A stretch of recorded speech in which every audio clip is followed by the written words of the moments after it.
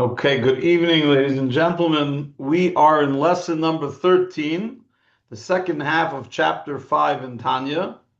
And we left off last class 2 weeks ago discussing the uniqueness, the yichud nifla she'ein yichud kamoy nimtza klal, the incredible unity, a unity which is not found in any other aspect of creation, which is the unity that is found when a Jew studies Torah. So the Alter Rebbe is now going to continue on that same concept to emphasize for us the power of learning Torah, specifically in contrast to doing mitzvahs. Now, it may sound a little off that a Lubavitcher teaching Tanya is about to spend the next 30 minutes emphasizing Limud Torah over Kiyum mitzvahs, being that we celebrate as a Lubavitcher, as someone that follows the teachings of Chassidus. We follow that we love the idea and we celebrate the idea of finding a Jew and getting them to do a mitzvah, because the power of a mitzvah is truly unbeatable, and you could do it within a minute or two or five. But learning Torah is a much bigger undertaking. But it in no way takes away the truth, the eternal truth of Torah and the eternal truth of Chassidus and the eternal truth of Tanya, that there is something about learning Torah that is accomplished in the psyche, in the intellect, in the body, in the physical experience of the Jew learning Torah that cannot be compared to any other physical or spiritual reality on this world, a unity that's non-existent except for in this realm. And he's going to delve into that pretty beautifully. So he says as follows: this is endlessly great and wonderful and a wonderful advantage. Possessed by the mitzvah of knowing and mastering the Torah over all the other mitzvahs that involve action, even those mitzvahs connected with speech. Because at the end of the day, speech is a form of action.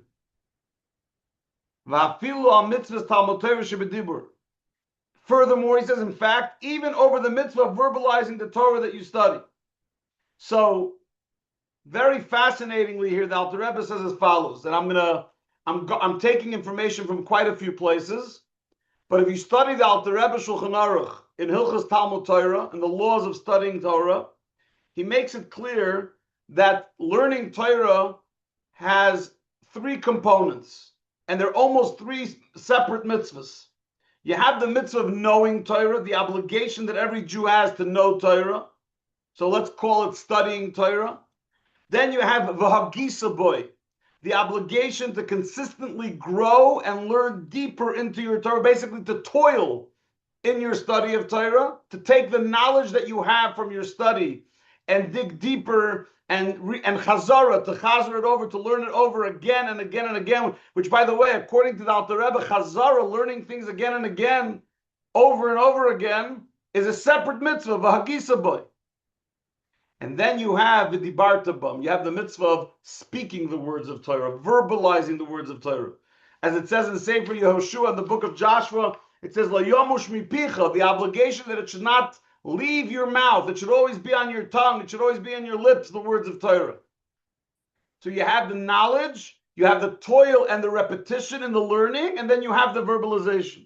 And what the Alter Rebbe says here, at the end of the day, the most important aspect that brings the unity around, the unity that we're talking about, this unique yichud nifla, it's not in your mitzvahs that you do, it's not even in the verbal mitzvahs that you do, and it's not even in the learning Torah verbally. It's in the knowledge of Torah. When your brain has now acquired the godly knowledge, that acquisition, by the way, that's why you always see this term. You see this term in Judaism and in Pirkei Avos and Ethics of Our Fathers and other places, Kinyan Torah, the idea that you can acquire Torah. What does it mean, acquire? It doesn't say Kinyan mitzvahs.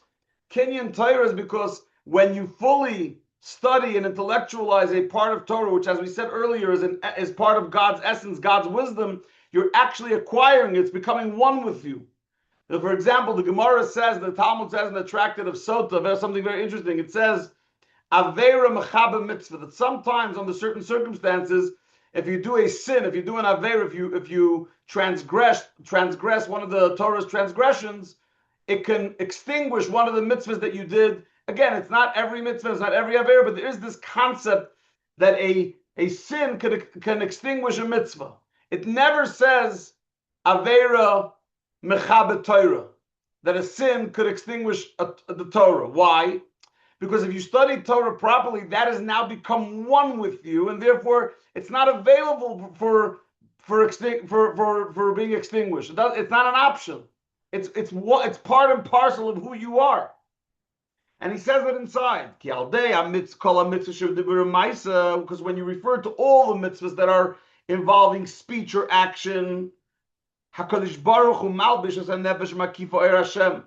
it's a one-way street. It's a one-way absorption of the person into the divine. What does it mean? As the soul is absorbed in God and surrounded by the light of God from head to foot, so when you do a mitzvah or you use your words for davening or for learning Torah, not the intellectual part, the action and the speech. So now it's a one-way street in the sense that your neshama, your soul, is absorbed in God.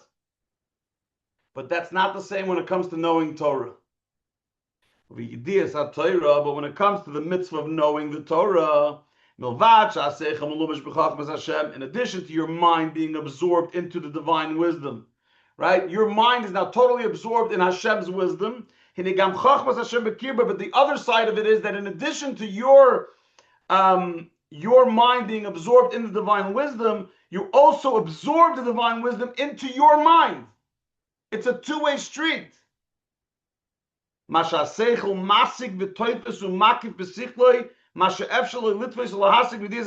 your mind masters, grasps, and absorbs whatever Torah knowledge you are able to absorb and master. Which means, if I can paraphrase, what it means is as follows. When you do a mitzvah, pick any mitzvah, I don't know, putting on film, observing Shabbos. When you do a mitzvah, what you're doing is you're surrendering your will to Hashem's will.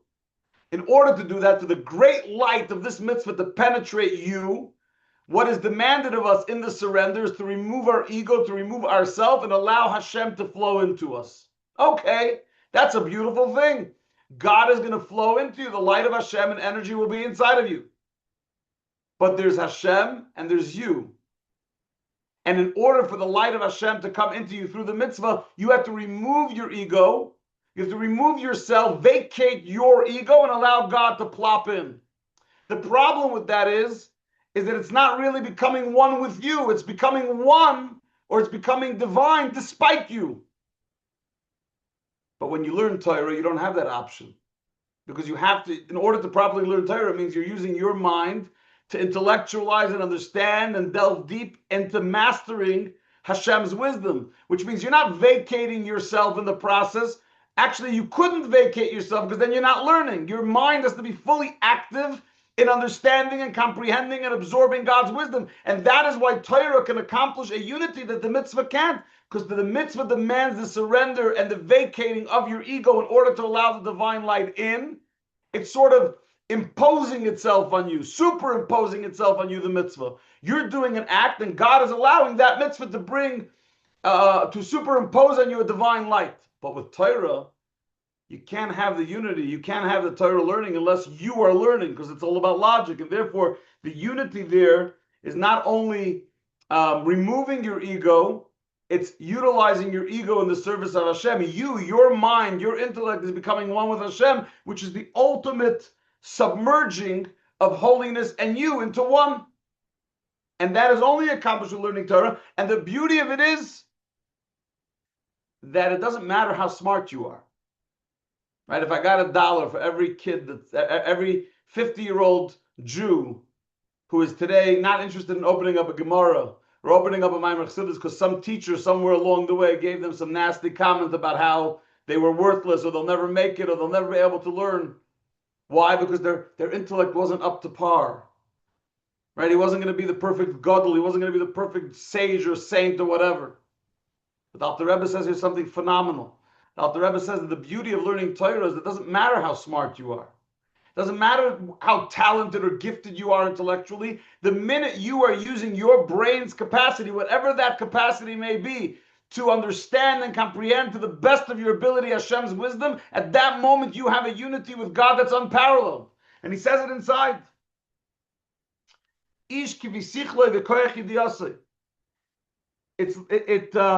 With the divine light is limited in each case according to the person's mind and his cognitive powers. And a grasp of pshat, which is the literal understanding of Torah, remez, which is the allegorical understanding of Torah, drush, which is the homiletical understanding of Torah, as we said earlier, and said, which is the mystical teaching of the Torah.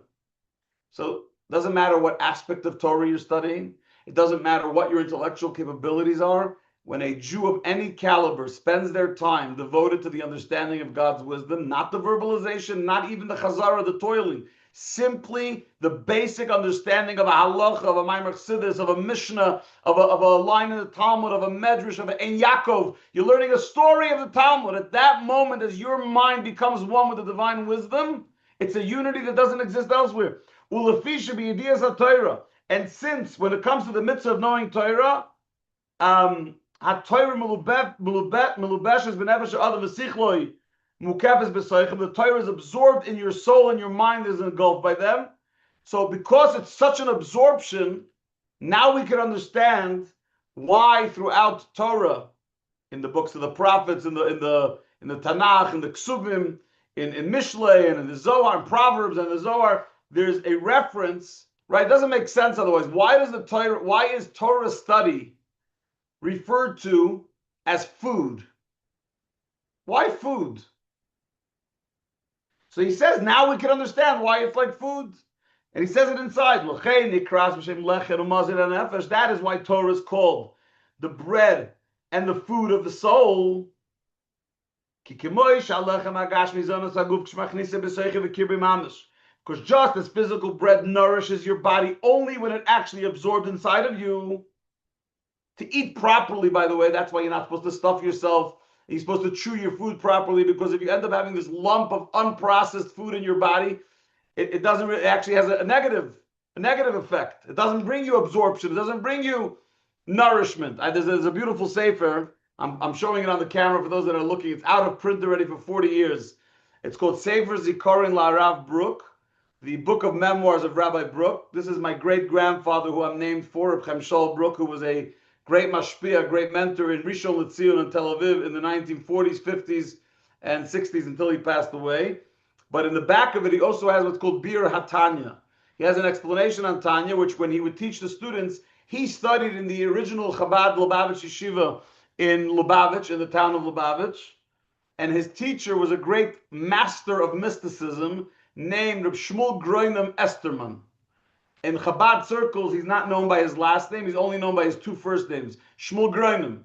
Everyone knew Shmuel Groinem was a mashpia. He was a mentor to the students in Lubavitch. My great-grandfather studied under his tutelage. And even at a young age, as a teenager, 15, 16 years old, he really mastered the teachings of his teacher. So years later, when he was teaching other students, he would teach Tanya with the explanations taught to him by his teacher.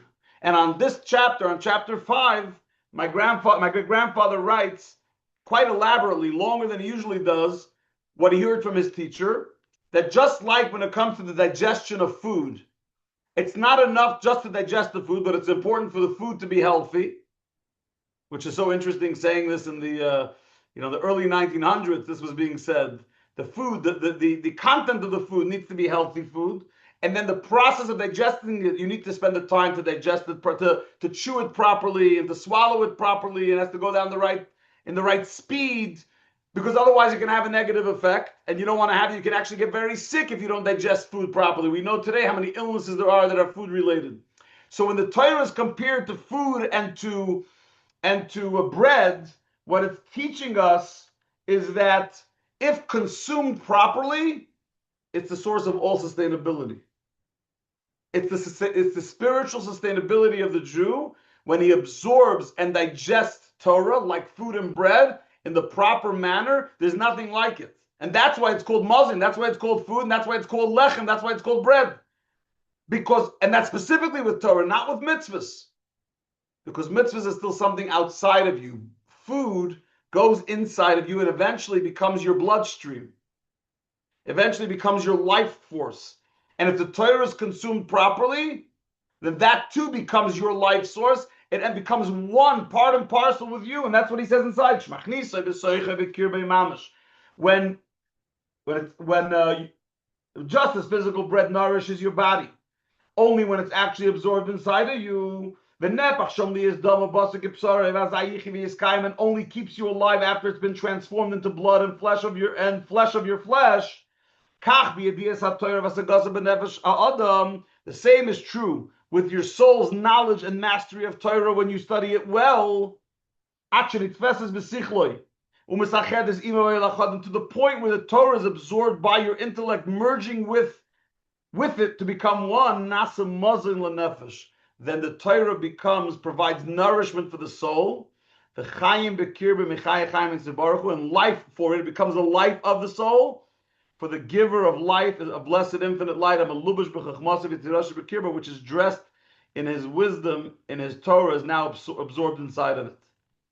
So first there's the digestion. So how you study the Torah, how you acquire the knowledge of Torah, and then the Torah becomes inside of you, and then becomes part of your bloodstream, and now it becomes the source of your life force. So it's an incredible thing. A mitzvah may bombard you with holiness. A mitzvah could shine incredible light.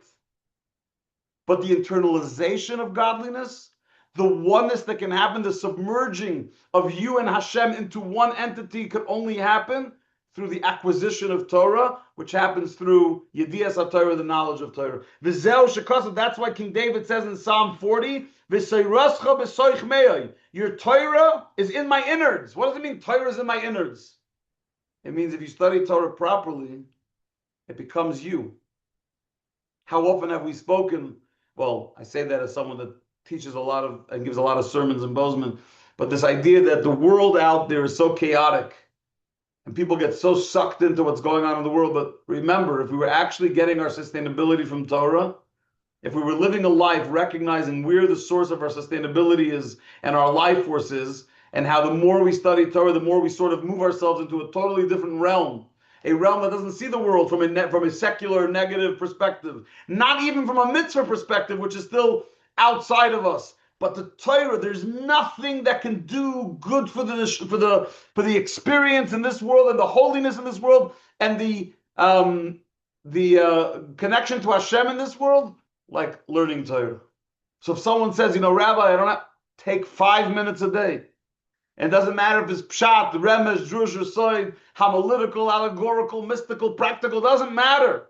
15 minutes undisturbed of oneness with Hashem is unparalleled. I tell people all the time, if people spend 10 minutes a day learning a certain part of Talmud or Mishnah or Torah, and they calculate 365 days a year of 10 minutes a day of learning, give yourself 3 years, you will be an absolute Torah scholar. And I'm not saying that figuratively. I'm not saying you're going to become a sage of Israel, and I'm not going to say you're going to be the next Rav Moshe Feinstein. What I am saying is that you will be a knowledgeable Torah scholar. 10 minutes a day. And not only will you become a scholar, you'll have the opportunity to have oneness with God's wisdom in an unparalleled way that doesn't exist anywhere else, because it's internalized as healthy food being digested in your spiritual self.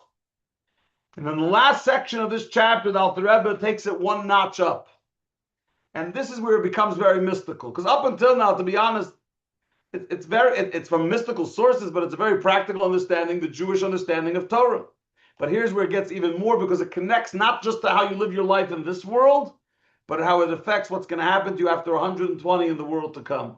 Which is interesting, because the Alter Rebbe in general and Chassidus in general is not obsessed with the world to come, as we spoke about in previous lessons. It's not an obsession. Oh my gosh, Olam Haba, Gan Eden, the God, what's going to be in heaven and hell. It's not our obsession. But it happens when the truth still has to be shared. And the truth is that the effect of your Torah study on your spiritual, soulful well-being, because it's not a body in heaven, it's your soul. But the effect that your learning Torah in this world does for your soul in the world to come is incredible, as well, as he says inside. He says, Beitz Chaim Sharmem Dal Perek Gimel in section 44 of Eitz Chaim, which was from Chaim Vital, chapter 3. It says, "Shalavush Anasham is began Eden mitzvahs."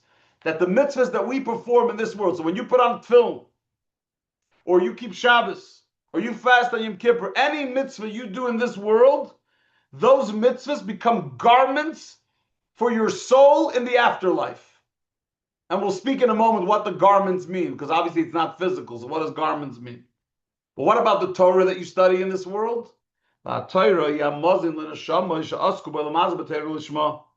Torah, which you studied authentically in this world, will be food for your soul in the afterlife, as stated in the Zohar. So you'll have garments for your soul in the afterlife, and you'll have food for your soul in the afterlife. Now the garments, what do garments do? They protect you from the climate, right? It protects you from the rain, it protects you from the cold. So the garments in the afterlife which are created through our mitzvahs, they protect us from too much godly revelation, so that the soul shouldn't be over bombarded with divine revelation in heaven that they can't really handle and absorb. So the protection comes from the mitzvahs. What does the Torah do? The Torah you studied in this world enriches the neshama, enriches the soul, and its capacity to absorb the divine revelation. So you have the protection, the buffer, which is mitzvahs, and the ability to comprehend and appreciate soulful Torah in the afterlife. That comes from studying Torah lishma, for the sake of heaven in this world. Now, then everyone says, oh, but Rabbi, what does that really mean? Torah lishma, I'm really learning Torah with the only goal of learning God's Torah. I can't have any ulterior motive when I'm learning Torah. So the Alter Rebbe knew that people are going to think that. That's why he says the next few words. He says, well, lishma, what does it mean lishma over here? What does it mean with the proper intent? The proper intentionality here means l'kasher nafshi l'Hashem, that the intention you have is to attach your soul to God. Through understanding the Torah according to your mind's ability, as explained in the Pri Etz Chaim. In other words, normally when we say lishma, that a person needs to learn Torah lishma, for the sake of God, normally it means that you study Torah only as a divine command from God. You're not trying to enjoy yourself, you're not trying to become a rabbi, you're not trying to become a sage, you're not trying to make money off of it. You're just learning it for the sake of God. But here he says it's not what he's referring to. He's saying lishma over here means that when a person learns Torah, they need to recognize the spiritual effect of your Torah study. Similar to what I said in the first half of chapter 5, that there are people that study Torah for multiple reasons. And the Talmud says at the end of the day, that even if you're not doing it with good intentions, you should still learn Torah, because eventually you'll do it with the right intentions. But seriously, do we really want to live our lives that way? I'm going to learn Torah, and maybe one day, why not just do it with the proper intention? You say, but I can't just learn for the sake of God with no ulterior motive. He says, okay, there's a middle ground. It's not totally not with intentionality, and it's not totally with intentionality that's a little bit, out of some of the league for some of us, where you're totally devoted just to Hashem. So what's the middle ground? The middle ground is that when you study Torah, you should have a deep recognition that what I'm about to do, when you sit down and you open up that Talmud, or that you open up that Chumash, that you recognize that I have an ability to connect with Hashem in a way that I cannot do with the mitzvah, specifically through Torah study, where my mind will become absorbed in God and God will become absorbed in my mind in an incredible unity. That in itself is considered with the proper intention. But unfortunately, as I mentioned last class, so many people study Torah, they totally forget about God. It becomes all about them. Me. How am I gonna prove that I'm the biggest scholar? How am I going to prove my colleagues or my friends in yeshiva that I'm smarter than them, and I'll use God's Torah as my little tool? It's a very, very tricky world, because Torah really is it's very enjoyable. Torah is one of the most sweetest, it's the most enjoyable thing on the earth, and it's the sweetest thing.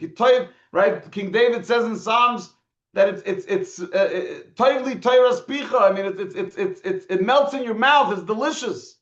How do you keep your own ego out of it when it's so delicious? He says you have to at least have the intentionality that when you study Torah, you're having the ability to cash in, to check in, and have this incredible unity, and connect yourself with Hashem like food, where you're going to digest the divine wisdom. And he wraps up as follows. He says, here's where Tanya comes with a chiddush. A chiddush is a novelty. In Jewish mysticism, Reb Chaim Vital talks about the mitzvahs being a garment and the Torah being food. But here the Alter Rebbe in the parentheses at the end of chapter 5 says that I have another twist. He says that Torah can be both. Torah can be a garment and food. How so? So he says like this.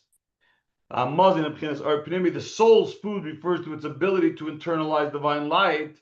Its garments refer to transcendent divine lights. That's why our sages of blessed memory said that Torah study is equal to all of the mitzvahs. We say it every morning in our prayers. The Talmud Torah keneget kulam. Torah is equal to everything. How's that possible? It says mitzvahs in levushim levad Torah must be on levush, because mitzvahs, you want to get even more detailed, you want to get deeper than just the Pri Etz Chaim. You want to see without the Rebbe's chiddush here is that mitzvahs are only garments, but Torah is both food and a garment. Why? For the rational divine soul, which is absorbed in analyzing and studying Torah. So the Torah empowers you with both.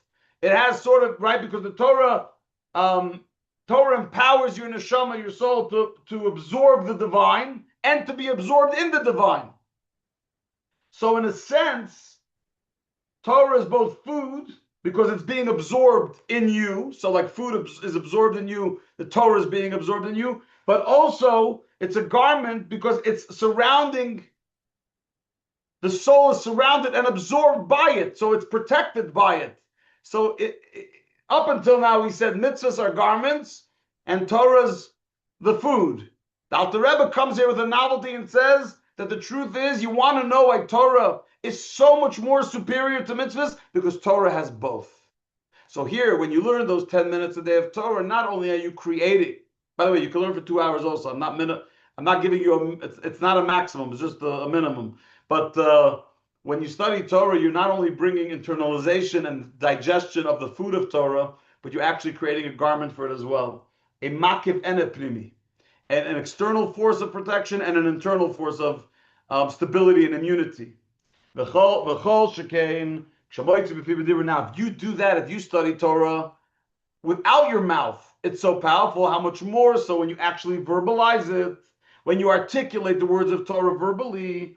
The breath exhaled into the words elicits transcendent divine light. When you utter words of Torah, the physical exhale brings transcendent light. That's a further level of protection for you, as it says in Pri Etz Chaim.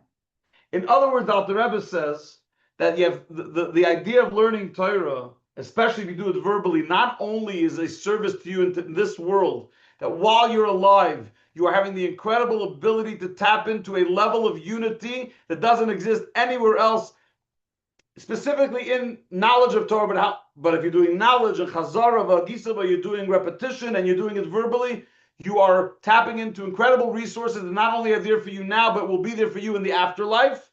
But it's not just internalization, it's also garments. And if you do it properly verbally, the power that you are eliciting, the divine transcendent light that will be there to protect you.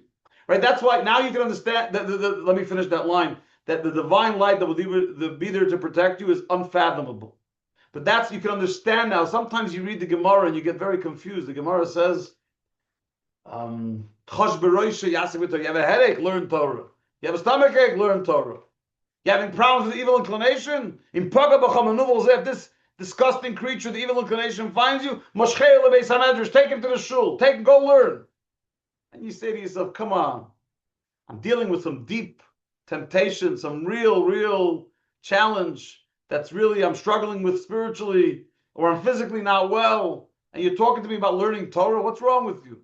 Doesn't make sense. Stop using Torah as a drug. It's not drugs, it's not medicine. But actually it says that Torah is a medicine. Marpe l'nefesh, it's a medicine for the soul. What's pshat? But now you can have a better understanding every time you learn a medrash, a Gemara, and Yaakov that talks about the power of learning Torah, and you're trying to figure out how and why. The answer is simple. The Torah gives you both mazoin and levush. It gives you internal sustainability, a oneness that's unparalleled, but also provides you with the garments of protection. And if you do it verbally, not just by reading the Sefer, but actually verbalizing, that's why it's so important to learn with the Chavrusa. when you verbalize it properly, now every word that you verbalize of Torah now becomes another layer of protection for you to allow you to experience holiness and feel the spirituality. And that is why there's so many pisgamim, there's so many statements, Mamori Chazal, statements of our sages in the Talmud, in the Mishnah, in Pirkei Avos that talk about Torah, Torah, Torah. What's up with Torah? The answer is Tanya chapter 5. Because if someone ever says to you, I don't understand why Torah is this or why Torah is that, say, Bubula, no Jew on earth should share an opinion about Torah, any opinion about what the value and what the spiritual reality of Torah is until they have studied chapter 5 of Tanya, backwards and forwards, inside and out, because this is where it's at. This is the foundation of why Torah is so important. So yeah, you're not in the mood. You woke up in a cranky mood, and you missed your shear, or you're on a plane. Okay, it's not the same as sitting in the Beis Medrash. It's not the same as going to your regular standard shear. And I get it. I'm a guy that likes my schedule too. And if I'm off schedule, it throws me off. But don't ever, a day must never pass for a Jew.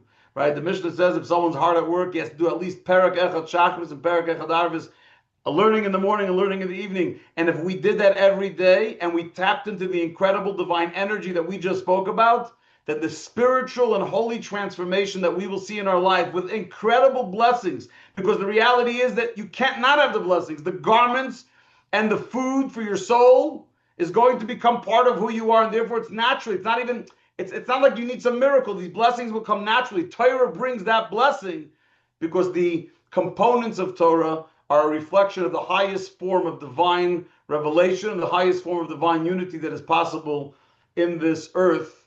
And in Mirz Hashem, Be'ezer Hashem Yisbarach, next Thursday, we're going to continue with chapter 6. In chapter 6, up until now, we addressed the godly soul, the garments of the soul, the spheres of the soul, the intellectuality of the experience. Next week, we're going to start talking about the evil inclination, our little, the little voice inside of us, or maybe not so little, the voice inside of us that messes with us, what it's made of, what it looks like, and how to deal with it. That's going to be in the beginning in chapter 6. We look forward to it then. I'm going to stop the recording and I'm going to open up the floor for any questions.